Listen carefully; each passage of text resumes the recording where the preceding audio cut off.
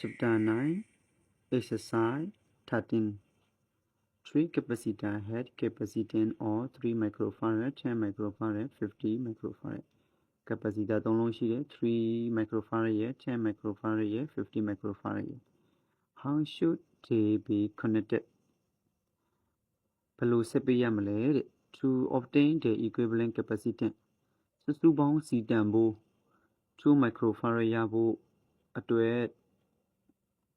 နံပါတ်2က9 microfarad ရဖို့အတွက်နံပါတ်3က 12.5 microfarad ရဖို့အတွက်ဆိုရင်ဒီ capacitor 3လုံးကိုဘယ်လိုဆက်ပေးရမလဲတဲ့အဲ့တော့နံပါတ်1က2 microfarad လိုချင်တယ်နော်2 microfarad ရဖို့အတွက်ဆိုရင်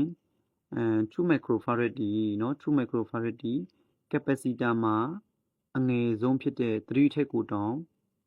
ပို့ပြီးတော့မှငယ်နေတယ်အဲ့တော့ဒီ capacitor 3လုံးကို parallel ဆက်လို့မရဘူးအဲ့တော့ဒီ capacitor 3လုံးကို series ဆက်လိုက်မယ်เนาะအဲ့တော့ဘယ်လိုရေးမှလဲဆိုတော့ to get 2 microfarad ရဖို့ရအတွက်ဆိုရင် C1 ရဲ့ C2 ရဲ့ C3 ရဲ့ကို series ဆက်မယ် capacitor တွေကို series ဆက်ရင်ဘိုင်ခံပြီးတော့ပေါင်းပေးရတယ်အဲ့တော့ 1/C equal 1/C1 plus 1/C2 plus 1/C3 ဆိုပြီးတော့ကဏ္ဍတွေကိုအစားထိုးလိုက်တယ်အစားထိုးလိုက်တဲ့အခါမှာ 1/C equal 50/13 ဆိုပြီးရတယ်အဲ့တော့ C ကိုပြောင်းပြန်လာလိုက်ရင်13ကိုလည်းပြောင်းပြန်လာလိုက်တယ်အဲ့တော့ဒါလိုရတယ် calculator နေလိုက်ရင်2 microfarad ရပါတယ်နံပါတ်2ကဘာကိုလိုချင်တာလဲဆိုတော့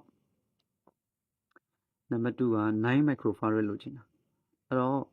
9 microfarad ရဖို့အတွက်ဆိုရင်เนาะ9 microfarad ဆိုတော့ capacitor 3လုံးကိုယဉ်ကြည့်မယ်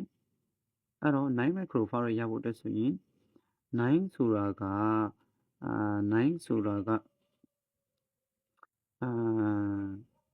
10ရယ်3ရယ်ပေါင်းရင်9ရတယ်အဲ့တော့ဒီ10ရအောင်ဆိုရင်ဒီ capacitor နှလုံးကိုနည်းအောင် CD ဆက်လိုက်မယ် CD ဆက်ပြီးရတဲ့အားကိုဒီ3နဲ့ parallel ပြန်ပြီးတော့ဆက်ပေးလိုက်ရင်ရပါတယ်အဲ့တော့ to get 9 microfarad เนาะ9 microfarad ရဖို့အတွက်ဆိုရင် C2 နဲ့ C3 ကိုအရင်ဆုံးဘယ်လိုလုပ်လိုက်တာလဲဆိုတော့ CD ဆက်လိုက်တယ်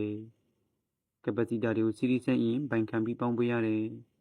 နောက်ထပ် capacitor တစ်လုံးနဲ့ထပ်ဆက်ရမှာဖြစ်တဲ့အတွက်ကြောင့်မလို့ DC ကို CS ဆိုပြီးလိုက်တယ်အဲ့တော့ 1/CS equal 1/C2 plus 1/C3 အဲ့တော့ကဏ္ဍတွေကိုစားထိုးလိုက်တယ်စားထိုးလိုက်တဲ့အခါမှာ 1/CS equal 5/13 ဆိုပြီးတော့မှရတယ်အဲ့တော့ပြီးရင်ဒီမှာ CS ကိုပြောင်းပြန်လာလိုက်တယ်အဲ့တော့13ကိုလည်းပြောင်းပြန်လာလိုက်တော့ဒီလိုရတယ်ရှင်းလိုက်ရင်6 microfarad ရတယ်အဲ့ဒီ series ဆက်ပြီးရလာတဲ့ CS ရဲ့ C1 ရဲ့နဲ့ဘယ်လိုပြန်ဆက်မှာလဲဆိုတော့ parallel ပြန်ဆက်မယ်အဲ့တော့ parallel ဆက်ရင်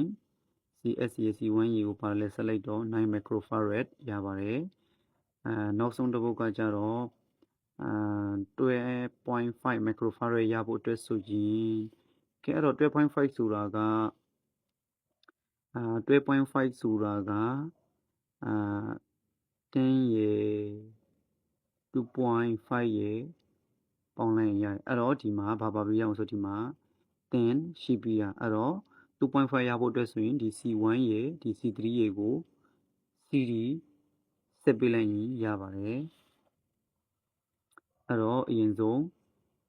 C1 နဲ့ C3 နဲ့ကို CD ဆက်မယ်အဲ့တော့